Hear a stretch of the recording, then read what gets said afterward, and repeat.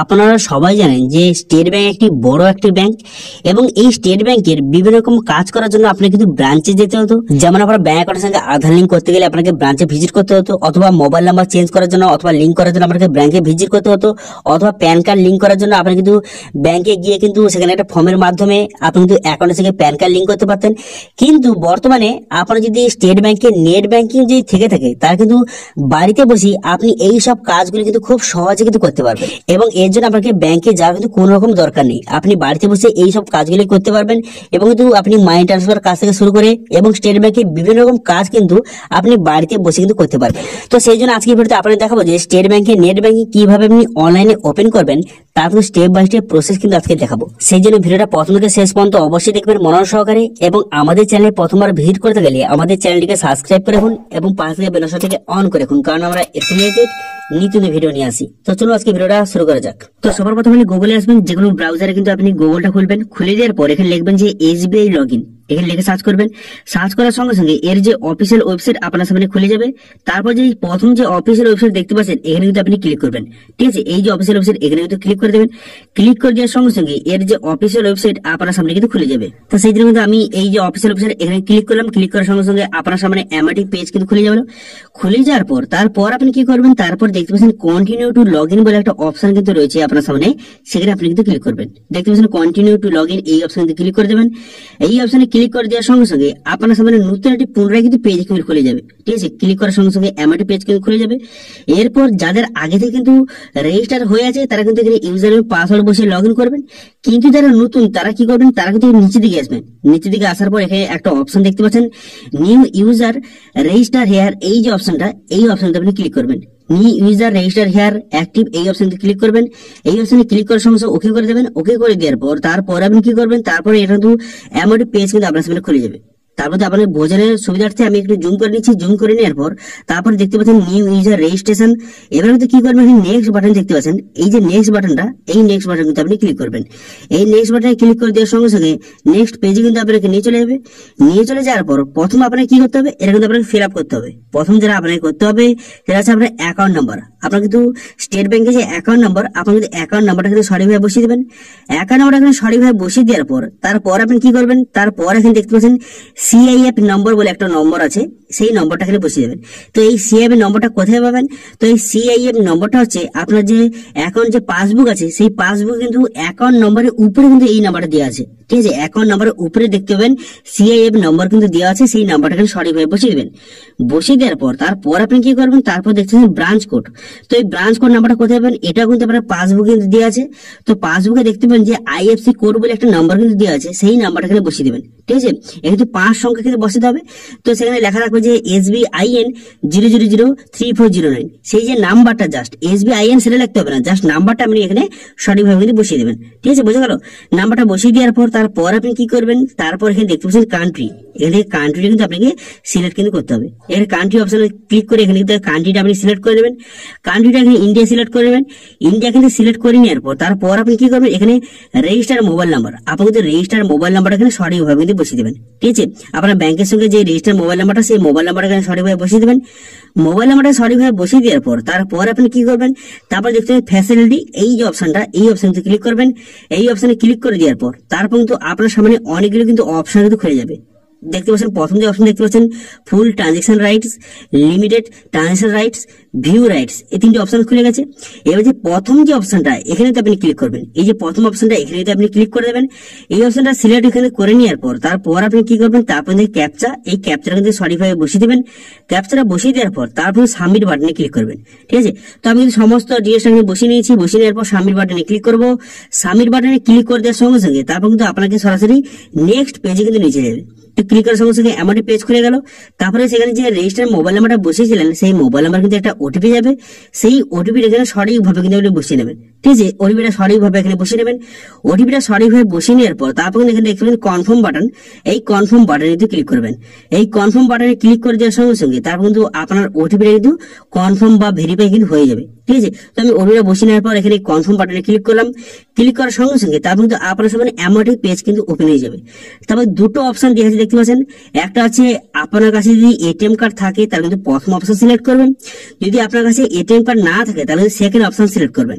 ঠিক আছে। কিন্তু যদি এটিএম কার্ড থাকে তাহলে কিন্তু আপনাকে এই নেট ব্যাংকিং খুলতে গেলে আপনি অনলাইনে নিয়ে থেকে খুলতে পারবেন। কিন্তু যদি আপনার কাছে এটিএম কার্ড না থাকে তাহলে কিন্তু আপনাকে ব্রাঞ্চে গিয়ে কিন্তু আপনাকে নেট ব্যাংকিংটা খুলতে হবে। ঠিক আছে, তো আমার এটিএম কার্ড আছে প্রথম সিলেক্ট করে আমি সাবমিট বাটনে ক্লিক করলাম।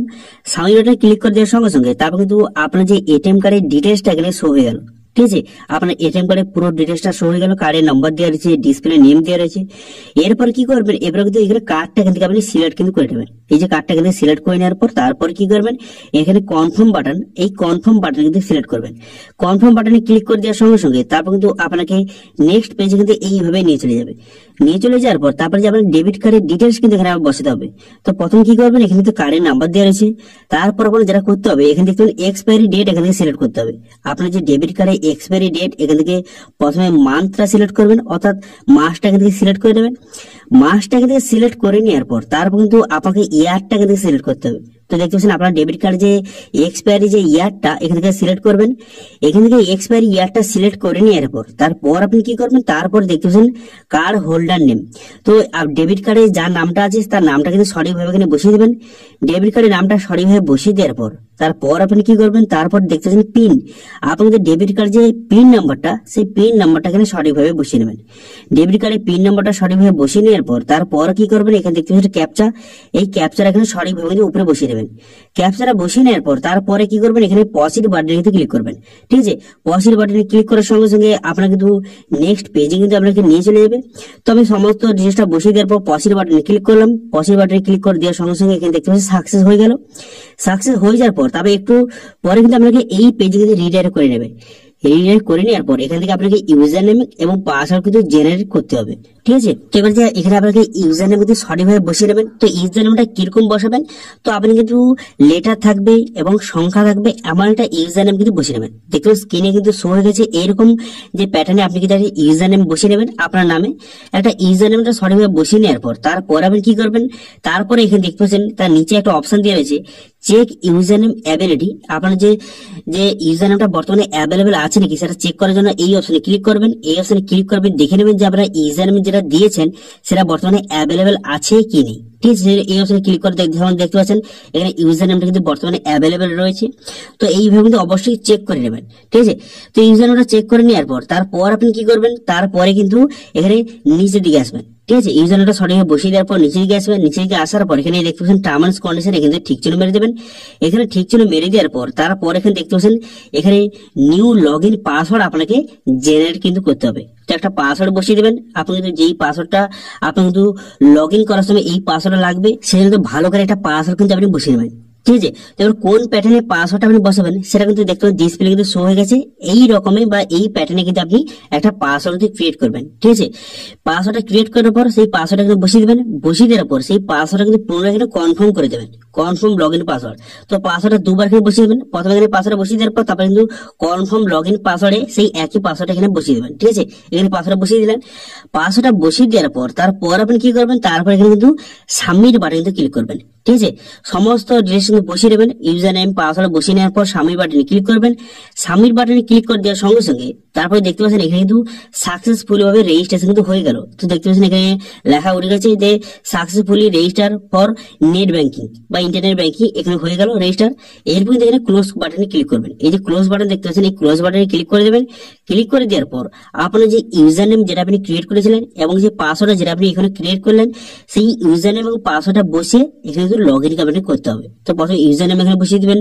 ইউজার নেমটা সঠিকভাবে বসিয়ে দেওয়ার পর তারপর আপনি কি করবেন, তারপর পাসওয়ার্ড এখানে কিন্তু পাসওয়ার্ডটা বসিয়ে দিবেন। পাসওয়ার্ডটা বসিয়ে দেওয়ার পর তারপর আপনি কি করবেন, ক্যাপচার, এই ক্যাপচারটা কিন্তু সঠিকভাবে এখানে আপনি বসিয়ে দেবেন। ক্যাপচারটা বসিয়ে দেওয়ার পর তারপর কিন্তু লগ ইন বাটনে ক্লিক করবেন। লগ ইন বাটনে ক্লিক করে দেওয়ার সঙ্গে সঙ্গে তারপর যে আপনার রেজিস্টার মোবাইল নম্বরে একটা ওটিপি কিন্তু যাবে। ঠিক আছে, সমস্ত বসিয়ে দেওয়ার পর লগ ইন বাটনে ক্লিক করবেন। লগ ইন বাটনে ক্লিক করে দেওয়ার সঙ্গে সঙ্গে আপনার রেজিস্টার মোবাইল নম্বরে কিন্তু একটা ওটিপি যাবে। সেই ওটিপিটা এখানে সঠিকভাবে কিন্তু বসিয়ে নেবেন। ওটিপিটা সঠিকভাবে বসিয়ে নেওয়ার পর তারপর আপনি কি করবেন, তারপর দেখতে পাচ্ছেন সাবমিট বাটন, এই সাবমিট বাটনে কিন্তু আপনি ক্লিক করবেন। ঠিক আছে, সাবমিট বাটনে কিন্তু ক্লিক করবেন। সাবমিট বাটনে ক্লিক করে দেওয়ার সঙ্গে সঙ্গে তারপর কিন্তু আপনাকে নেক্সট পেজে কিন্তু নিয়ে চলে যাবে। সামনে ক্লিক করার সঙ্গে সঙ্গে এমআরটি পেজ কিন্তু আপনার সামনে খুলে যাবে। খুলে যাওয়ার পর তারপর কিন্তু এখানে আরো কিছু ডিটেলস কিন্তু বসাতে হবে। যেমন এখানে কি বসাতে হবে, তো দেখতে পাচ্ছেন এখানে কিন্তু যে প্রোফাইল পাসওয়ার্ড কিন্তু আপনাকে বসাতে হবে।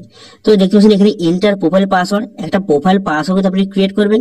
কিন্তু যেটা লগ ইন করার সময় যেই পাসওয়ার্ড আপনি দিয়েছিলেন সেই পাসওয়ার্ড কিন্তু এখানে বসাবেন না, এখানে তো আলাদা একটা পাসওয়ার্ড বসাবেন। ঠিক আছে, এখানে কিন্তু অবশ্যই একটা আলাদা পাসওয়ার্ড বসাবেন এবং সেই পাসওয়ার্ড এখানে কনফার্ম প্রোফাইল পাসওয়ার্ড অপশনে সেখানে কিন্তু সেম একই পাসওয়ার্ড বসিয়ে দেবেন। ঠিক আছে, এখানে প্রোফাইল পাসওয়ার্ড এখানে কিন্তু আপনাকে পুনরাবৃত্তি বসিয়ে দেবেন, কিন্তু মনে রাখবেন সেখানে যে লগ ইন পাসওয়ার্ড যেটা দিয়েছিলেন সেই পাসওয়ার্ড কিন্তু এখানে বসাবেন না। ঠিক আছে, বোঝা গেল?